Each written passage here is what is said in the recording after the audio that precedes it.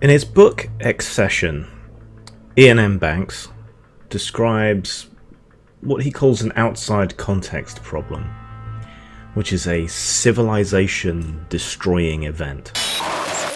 An outside context problem was the sort of thing most civilizations encountered just once, and which they tended to encounter rather in the same way a sentence encountered a full stop. The usual example given to illustrate an outside context problem was imagining you were a tribe on a largish, fertile island. You'd tamed the land, invented the wheel or writing or whatever. The neighbours were cooperative or enslaved, but at any rate peaceful, and you were busy raising temples to yourself with all the excess productive capacity you had. You were in a position of near absolute power and control, which your hallowed ancestors could hardly have dreamed of, and the whole situation was just running along nicely, like a canoe on wet grass. When suddenly this bristling lump of iron appears, sailless and trailing steam in the bay, and these guys carrying long, funny-looking sticks come ashore and announce that you've just been discovered. You're all subjects of the Emperor now. He's keen on presents called tax, and these bright-eyed holy men would like a word with your priests. Now that's pretty extreme, but I don't think that outside context problems have to be eschatological in nature. I think they can exist on a much smaller scale, and I think that's a big part of many of the problems that we're facing in society, particularly as it relates to human adaptation to the internet. So when the internet started, and it was this new tool, and there were certain barriers to entry, I suppose, the mere novelty of being able to communicate with anyone and everyone was a big part of that. So I ended up encountering and talking to, having conversations with all manner of people that I wouldn't normally have encountered in my life. People all around the world with different points of view and so on. This was when it was open. And the irony is that social media has closed us off from all of this. Rather than being open to the world as a whole, we tend to congregate and huddle into small, self-confirmatory groups. You know, little insular tribes, echo chambers, as people like to say. And so, but as a consequence of self-enforcement, partly algorithmic, but partly down to our own choices, we end up not encountering people with different points of view, or even different takes on the same goals.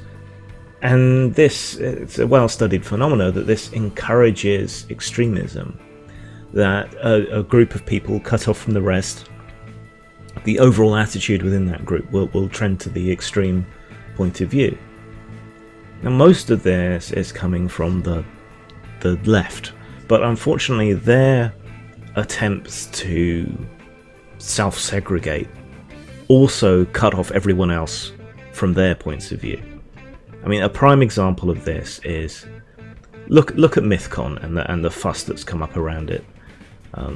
For those who don't know, they decided to take, this is a skeptical conference, skeptical atheist conference, and as part of what they were doing, they wanted to try and tap into the YouTube skeptic community. They wanted to try and bring some of those people on board. To wit, they invited Sargon of Akkad, Armoured Skeptic, and Seanhead to come along. And this did create a lot of publicity and interest, but not necessarily in the way that they might have wanted. Because these people represent the newer, more skeptical community, whereas there's a lot of people against them who were, and I'm sorry to bring it up yet again, who were involved in the kind of atheism plus push. They didn't want atheism to just be atheism. They didn't want skepticism to just be skepticism. They wanted to attach this whole kind of social justice apparatus to it. Whereas if you're a skeptic and an atheist, you should be, in my opinion, committed to the evidence and the logic and the reason, and to see where that leads you. And that tends to lead you to social justice positions, in my opinion.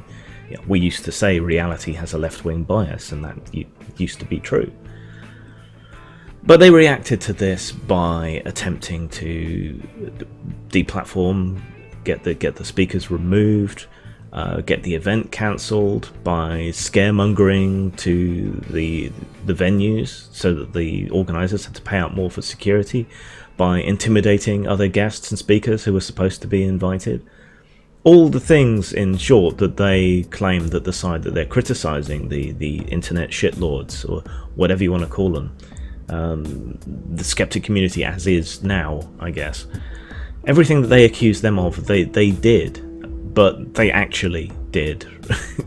The irony is that a lot of the people they level these accusations at haven't done the kinds of things that they claim they're doing. They just pin the actions of anonymous trolls and randos online onto this community, and it's unfair. But why is there this vitriol and this nastiness between the two sides? And I think it's down to an outside context problem. When you've been in this bubble of people that all think the same way as you, encountering someone else with a different point of view or different priorities can be profoundly shocking, and that shock tends to manifest as fear, and that fear tends to manifest as lashing out. What we should be doing is discussing and building bridges. It's not going to happen. How many times do I have to offer before someone takes me up on it? And there's other people who are perfectly reasonable. The thing is, you'll find, I don't want to necessarily relate the two, because that's something that this social justice warrior mentality leads to, but by way of analogy, shall we say, look at the difference between the far left and the far right in the current paradigm. The far left doesn't want to talk to anybody. They don't want to discuss. They just want to chant. They want to shut people down. They want to close talks. They want to prevent free expression. They want to censor media and so on. It's all about shutting it down and not having the discussion, not even talking to people. These are settled questions. We must not discuss them. The far right, meanwhile, is more than willing to talk to anybody who will listen. They will expound their beliefs, they will argue them, they will defend them, they will not say this is a settled question. They will badger, they will talk, they will produce scads and scads of material. So you've got one side that is speaking and one side that is trying to shut down speech and won't talk to anyone. This is tremendously self-destructive for the left, because they're not talking to people, and if you're only exposed to one point of view, little wonder that some people get dragged in that direction. And we can see this in all kinds of other ways. While they're not fighting the alt-right in terms of internet shitlords and the skeptic community, you see the same attitude from the social justice warriors within the broader skeptic community. They want to shut people down. They don't want to talk. They want to consider things to be settled. It's become a theology on their side, whereas people who disagree with them or want to discuss the evidence and so on the other side, they're more than willing to talk to people. So again, little wonder that things are being dragged away from their point of view. If they want to do better, if they want to reach people, if they want to if they want their ideas to promulgate, if they want their ideas to be convincing, they have to start arguing. And what happened at MythCon, even though there was supposed to be a discussion, it was just accusations, purity tests, moralizing. It wasn't about the ideas, even at an atheist and skeptic conference. And this is why so many people within that community, especially now, glance kind of askance at these people and say that the social justice warriors are worse than the Scientologists, because they are. So the only solution is to talk and to argue. I mean, let's take another example. If I say that I am for equality, what do you think that means? We have this well of presumptions behind it, but those differ between people. I mean, for me, equality means everyone being treated the same before the law, and us doing all that we can to ensure that everyone has the same opportunities in life, or the best possible opportunities in life, not necessarily the best outcomes. For other people, equality means homogeneity, everyone being the same, everyone getting the same, regardless of who or what they are, their individual talents, anything like that. Another way you could look at equality is, rather than raising everyone up, it could be knocking everyone down. If everyone's a slave, they're all equal, but that's not what most people mean when they talk about this. And when it comes to specifically feminism, it's this clash over what equality means, I think, that drives a lot of this. And there are studies that show that removing benevolent sexism is perceived as sexist. So there seems to be this double standard, specifically in relation to this issue that goes on. And that relates to the biggest part of the fight around MythCon. When Sargon sent his "I wouldn't even rape you" tweet to Jess Phillips, it was in response to a whole bunch of other stuff. And a lot of the outrage about that seems to stem from the fact that she's a woman. And the same level of outrage wouldn't appear if it was a man, and some comparable comment had been made in response to something stupid they were doing. So that's not really equality, is it? That's demanding special treatment for a woman.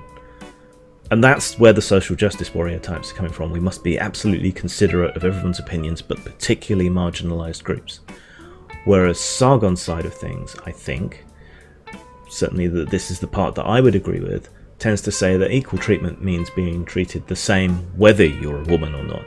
So if you would say something horrible and nasty to a man, there is no reason why you shouldn't say the same kind of horrible and nasty thing to a woman. There is no reason you should be treated differently, and that includes the rough with the smooth. And that's what, in many ways, equality looks like. It means withdrawing the benefits of the sexism, as well as removing the things that are negative. I, again, have no real solution to offer. Well, I have a solution to offer, but as with the gun issues that have come up lately, there's no way these solutions are going to go off. The solution is to talk, is for these two groups to get an understanding of each other's context again. But I don't see it happening. People are just unwilling, and on the rare occasions that it does happen, we just get what you got at MythCon. There's no desire on the social justice warrior side of the coin to talk about or to examine ideas. All of this is settled, it must never be talked about again. This is holy writ, which isn't very sceptical. And now, is it, really? So long as they're completely unwilling to talk or even to attempt to understand the other point of view, what chance is there? None.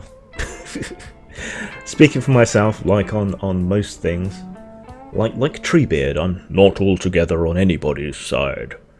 I'm caught in the middle. I tend to agree with the things that social justice warriors want. I am left-wing. I don't agree with their tactics and the way that they go about things, and the way they define some of these things that they're after seem antithetical to left-wing thought and ideas to me, and yet they keep pushing on, and they keep making these moral judgments on people, and I can't abide it, I can't deal with it, I can't endorse it. And the other side, for all that they're rough and tumble, for all that they're rude and nasty and so on, have a far better, more possible and more productive outlook on the world, at least in my opinion. Zang.